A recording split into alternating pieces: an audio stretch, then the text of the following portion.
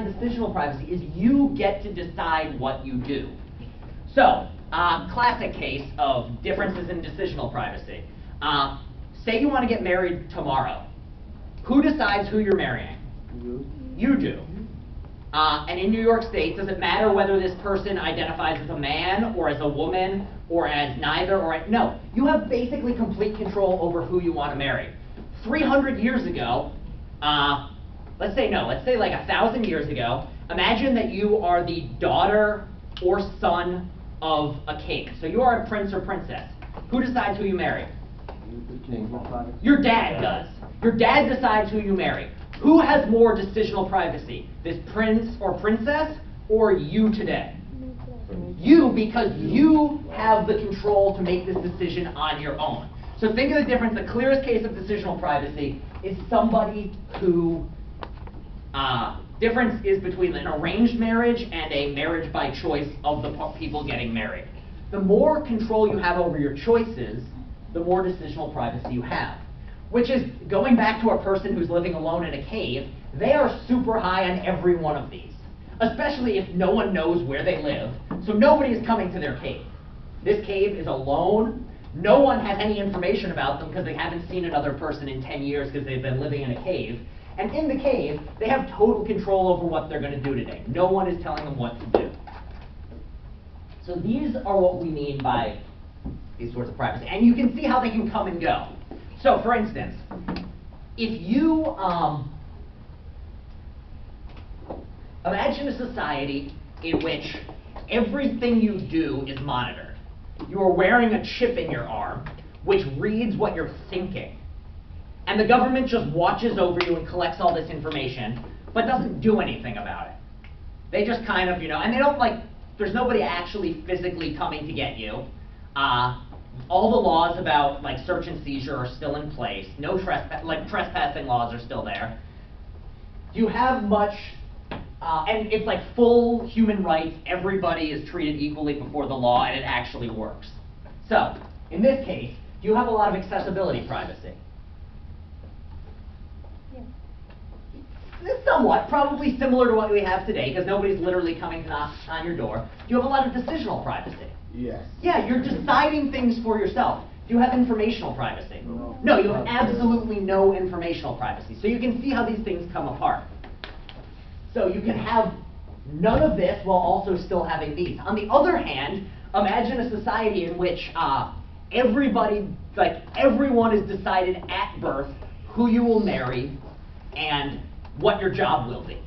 In this society, do you have any but the government doesn't keep any records of this stuff. You get assigned it, and then once you get a paper at birth, and if it's ever found out that you are not married to who you're supposed to, or doing the job you're supposed to, off with your head. In this society, but other than that, they don't have anyone monitoring you. There's nothing like that. Do you have a lot of decisional privacy? No. None. No. You literally, your job and everything is decided unless you want to break the law and get away with it. Informational privacy, though. Is this more or less than in our last society? More, because they don't know as much about you. So you can see how they all come apart. So is everyone just on board? And what we'll see with cyber technology is there are certain ways in which cyber technology is much more affecting certain elements of privacy than others. And in the case, generally what you can see with cyber technology is all of them are going down, but some are more so than others. And the ways in which your decisional privacy is going down or your accessibility is going down are not as clear as in a case where the government is dictating something. It's very much more so that you're being manipulated in very subtle ways that you might not even realize your decisions are being taken away from you. All right. So one last thing on what privacy is before we jump into the why the hell do we care about it. One thing that's clear is that very often when we talk about privacy, we just talk about privacy full stop. Like something is private or something is not private. That's not quite right. Actually, first off, everyone think they understand these three things? We good? All right. Mm-hmm. Why do I say that privacy is not just something you either have or you don't? It's rather this notion of it's relative. What do I mean by relative and not like your mother or your father? What is something relative as opposed to absolute. Relative is like subjective and depending on a whole bunch of different things. Yeah, so something is relative if it depends on other things to be true. So, the clearest case I can always come up with is this right here. Which one's bigger? Water. Which one's bigger? Water. Which one's bigger? Still the water bottle. The water bottle is bigger every single time. This isn't going to be caught on camera, but it'll do the trick anyway. All right. Those of you who are behind me currently, which is on the right? Which one's on the right, people behind me? The water bottle. People in front of me, which one's on the right? The marker. Now, are they wrong when they say the water bottle's on the right? No. Are you wrong when you say the pen is on the right? No. Rather, which one is on the right is relative to where you are at that moment. Size is absolute. No matter where you are, what you are, who you are, one is bigger than the other. Where you are, what's to the right or to the left, is relative to your current position. Same thing with many other things in the world. And one of these is privacy, or specifically normative privacy. Who should information be private from? So you can't say that, oh, that's private information, full stop. It's rather that you have some piece of information that's private relative to someone else.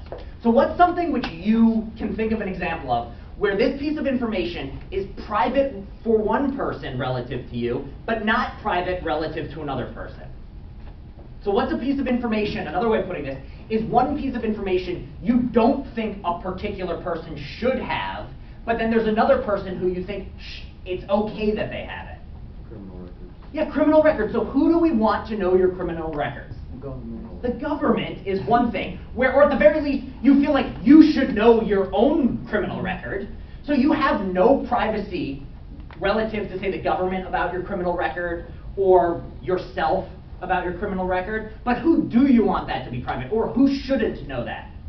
The workers are the people that are hiring you. Yeah, at the very least, you don't think, so say you have a, and this one's actually kind of tough because I don't know what the law is, but generally, you want that information to stay private. Like if at age 16, you threw a brick through a window because you thought it would be funny, you're okay that the government has that on record still, like it's just hidden away, but you don't necessarily want your boss to know this. What are some other things that are like this, where you are okay that somebody knows, but you don't want somebody else to know? Your phone number, any of your information. Yeah, your phone number. How many of you are totally okay that your mom knows your phone number? Yeah, we're okay with this. We don't really want our mom, like, say mom gets sick, we want her to be able to call. But how many of you want every single person in New York City to know your phone number? No. No, you really don't. Why not? Spam calls. Yes, people are just going to start calling you. So here's the case in which that is information which isn't private relative to your mom and shouldn't be private relative to your mom, but should be private relative to society as a whole. And this is going to come up again and again because what we're finding is certain types of information that we think should be kept private relative to somebody else is no longer being kept private because technology has fundamentally changed. And the ease with which people who we don't necessarily want to have certain information to get it is totally, totally different. Can I add one example? Absolutely. This is the real case. It was in, I guess, Utah or Ohio. A teenage girl, she was living with her parents, and suddenly in their mail, it starts showing the pregnancy kits or ad about those, like the baby meds. And his dad was like, why this thing is coming to me? And he went to the pharmacy, I guess the local Walmart or somewhere. It was Target, and you will be Yeah. reading a lot about this in next week. But yeah, this is an actual case in which, like, how many of you are okay if, say you're in a relationship, a loving, caring relationship, and you are now pregnant, or your partner is pregnant. How many of you are okay if, well, imagine that you're pregnant, so ignore any biological things standing in the way. Imagine you're pregnant. How many of you would be okay if your partner knew you were pregnant? Yeah. How many of you would be okay if your parents knew? Yeah. Yeah, but who do you want to tell your parents? Yeah, you want to tell your own parents. How many of you are okay if Target knows? Oh, no. And here's another one. How many of you are okay if your parents find out from Target? Oh, that's gonna be way worse. And that is exactly what we're coming up with in this case, is there are now ways, Target has gotten it down to, by looking at what you purchase, can pretty accurately know that you're pregnant and what trimester you're in, down to like an 80% chance of getting it right. And this has led to times in which people are now, you know, their parents find out that they're pregnant because they start getting things like congrats on your first child sent to their home when they're a 16-year-old and their dad finds it. And here's a case in which you're like, huh, not so sure I like this version of privacy, or lack thereof. So here's the case, you know, Target is able to really invade your informational privacy without you really, literally all this girl did was go shopping at Target. And from that, they were able to gather that she was pregnant. So, all of you, like, you had the totally appropriate response to this story, which is kind of like a, I don't know about that, or a what the, fill in the blank with your preferred expletive. So, you all kind of have the feeling that we care about privacy. But at the end of the day, why should you care overall? So how many people feel or have met somebody whose response when you say, the internet is, somebody comes along and says, the internet's taking all your privacy, you don't have any more. And their response is something like, well, I'm not doing anything wrong, so why should I care? How many people have met or have been this person? Have we met, yeah. Why are they or you somewhat wrong to feel this way? Why should you care about privacy? No. Because, I mean, basically, it's like, there's ethical reasons why you should care about your privacy, obviously. But, just in terms of, you know, in the future, like, you would want to be able to, you know, do the thing and have a decision, a choice. Yeah, so how many of you like making your own decisions? Yeah, we like making our own decisions. And as we said, like in an explicit case, the more decisional privacy you have, the more you get to control your own decisions. And this is where it ties in with the other sorts of privacy, where the more, while they can come apart, very often one of the easiest ways to decrease someone's decisional privacy is to gain information about them and then use that information to affect them in some ways or to access them. And the key is, even if you're not doing anything wrong, or the information about you is perfectly ordinary, the more information you have about somebody, the more influence and control and power over that person you can have. So the basic reason why privacy matters is the more privacy you have, the more control you have, or the more power you have. And this is relative to yourself. And the less privacy you have, the more other people have control over you and have power over you. Christina? Also, like, I think about a lot, like, that quote that we read about, which is like, you don't have privacy, get over it. Yeah. And I kind of like am okay with random organizations knowing like all of my stuff because like I feel insignificant, so it's like, oh, why do they care? But then I think about like in the future, like for example, if I don't know, ex-president Barack Obama, I don't know, had some like stupid selfies or stuff like that from like when he was younger, and then like times change and then people change, and like Kanye West, maybe it didn't matter, but now that like organizations have his shit, like. Yeah, and here's the big thing is, on the one hand, we have to accept we live in a world in which much of our information is not private, and it's very easy to access. However, there's also this sense in which to just accept that you have no privacy is to, in some degree, accept that you have no control over your own life, and you, in comparison to the people who have large amounts of information, have relatively no power over your life. And so just to illustrate this, the best way to keep yourself safe generally is just to be utterly insignificant so that nobody specifically wants to target you. But the best way to understand why privacy matters is, let's think of a good example to show this. Okay, imagine you were important enough, or you made somebody mad enough that they wanted to kill you. What's the first, you know somebody wants to kill you. What's the first thing you're trying to do? Kill them first. No, if you're trying to kill them first, what's the first thing you need to know? You have to know where they are. And also, suppose you get this death threat on the internet that just says, like, I'm coming for you, heart XOXO, babyface 42 XOXO. What's the first thing you have to do? You have to find out who babyface XOXO, whatever numbers I said, is. That's the first step. And what is that? That's just to gather information about them. If you never find out what they look like, then you're never going to be able to make sure that they are taken out before you are. So the first step in any sort of like protection is you have to, or the best way to stay protected from others is for them not to know who you are. Like, if you're in a, this is why it's better to meet with people, like in a movie where James Bond has to meet with someone, or it's a, you go to a crowded place where there are lots of people around, because it's harder to find you and like affect you as opposed to others. So, if people know what you look like, your informational privacy has gone down, which means that they have much more access to you and much more power over your decisions.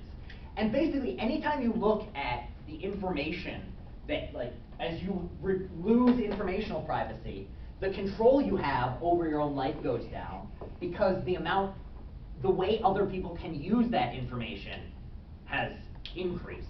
Basically, you do not know what other people can do with information about you, and that's the great thing about privacy. The best way to keep yourself safe and to keep yourself from being affected is just to stay off the radar entirely. This person living alone in the cave, no one's screwing with them. The problem is, nobody likes living alone in caves outside of a handful of people, so therefore, you need some lack of privacy, and the question is, how do you balance it? All right, everyone on board so far? We good? All right, this is the boring philosophy out of the way. Now let's talk tech. That is under the heading of, all right. So here's privacy, here's tech. Is privacy something new that we care about? No. No. How long have people cared about privacy? Since the war.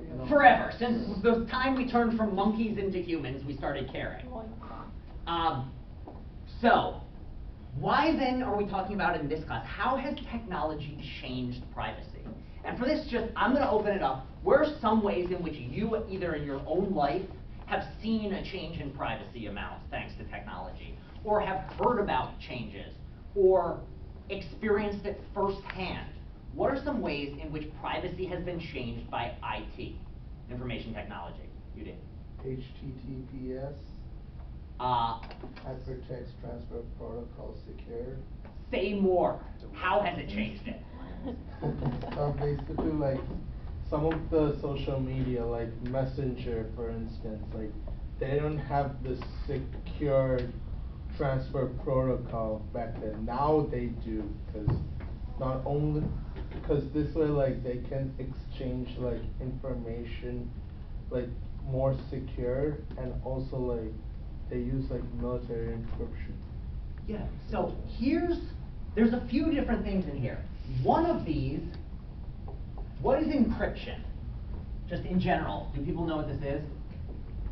Yeah, you just so you take a message and you convert it, encrypt it some other Yeah, way. Yeah. so I'm going to write something on the board, and you're going to tell me what on earth it means. What does it mean? Hello. Hi. Yeah, it means hi. I'm just saying hello to you. And then you change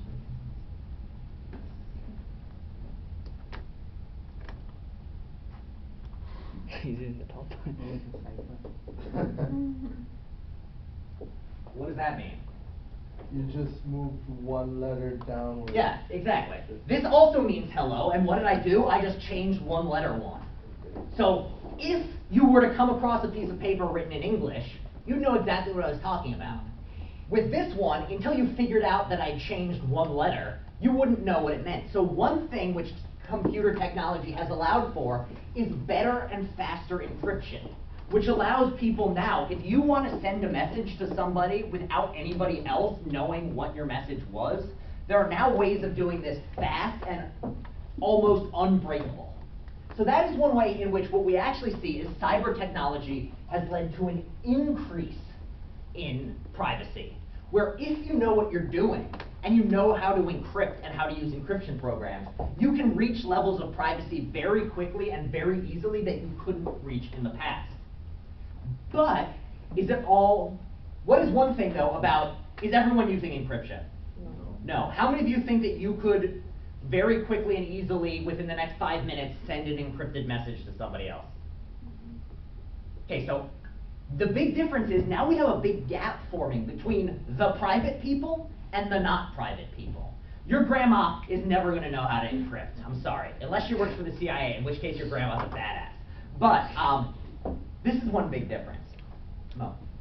Oh, I was gonna say that on the contrary of that it increased your privacy, it also has significantly taken your privacy away. Yeah, so and this is what we're going to see with cyber technology, is there's certain areas where it can lead to increases in privacy, but in many, many, many cases, it leads to decreases. So, what are some of these examples of decreases, Christina? I wanted to say something a little bit earlier. Like, sending an encrypted message within 5 minutes, like, a lot of the services that we use, we don't know that they're encrypted. So, like, the people that didn't raise their hands, I feel like a lot of the services that, like, we all use, but, like, are encrypted, but we just don't even know it. And so here's another interesting thing about encryption is, so there are a lot of things which are encrypted, like a lot of messenger programs and all have especially started increasing their self-encrypt, like internal encryption mechanisms, in large part because they used to not be encrypted and people were having their information read. And another thing is though, with encryption, and I'm not going to go down a long path of encryption because it's like literally we could spend an entire semester talking about different means of encryption and how complicated it is and changing ciphers and yada yada yada. But basically, encryption is the sort of thing where unless you know the particulars of a particular instance of how something's being encrypted, you don't really know who can crack the code or anything like that. But yeah, there are lots of ways in which there are technologies now that are encrypting things in between the transfer. So that's a really good point. Is even people who don't know they're using encryption very often are using encryption. But what are that is a great point to raise, and thank you for raising it. And now I am going to promptly say thank you. So informational privacy has decreased with like the rise of public social media profiles. Yeah, social media is one of the biggest ways in which privacy has decreased in human history. If I wanted to know what you ate for lunch, what do I need to get to know that information? Yeah, I need to know your Instagram about 50% of the time, like, especially if I want to know what you ate on a weekend, and especially if it was like dinner or brunch, I can be pretty certain that I will be able to figure out what you had if I know what your Instagram handle is. Or Snapchat.